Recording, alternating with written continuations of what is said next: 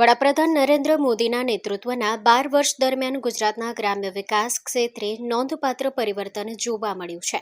રાજ્યમાં પ્રધાનમંત્રી આવાસ યોજના હેઠળ 6.99 લાખથી વધુ પરિવારોને પાકા મકાનો મળ્યા છે, જ્યારે મનરેગા યોજના હેઠળ 4,557 લાખથી વધુ માનવદિન રોજગારીનું સર્જન થયું છે.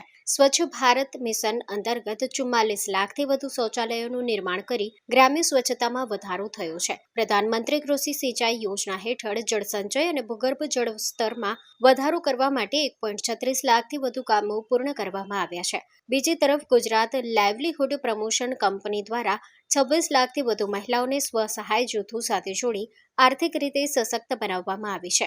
મુખ્યમંત્રી ભૂપેન્દ્ર પટેલના માર્ગદર્શન હેઠળ અમલમાં મુકાયેલી વિવિધ યોજનાઓના પરિણામે ગુજરાતના ગામડાઓમાં આવાસ, રોજગારી, સ્વચ્છતા, સિંચાઈ અને મહિલા સશક્તિકરણના ક્ષેત્રે નવી વિકાસ ગાથા લખાઈ રહી છે. પીએમ જનમન જેવી યોજનાઓ દ્વારા આદિમ જનજાતિ પરિવારોને પણ પાકા મકાનો અને જીવનની મૂળભૂત સુવિધાઓનો લાભ મળી રહ્યો છે.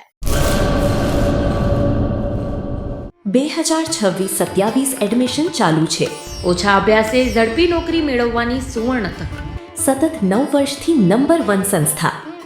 અનેક વિદ્યાર્થીઓ સરકારી નોકરી મેળવી ચૂક્યા છે. ફાયર સેફટી કોર્સની થિયરી અને પ્રેક્ટિકલ તાલીમ સચોટ રીતે આપતી એકેડમી એટલે Gujarat industrial fire and safety academy. પ્રવેશ લાયકાત ધોરણ 10 થી 12 પાસ.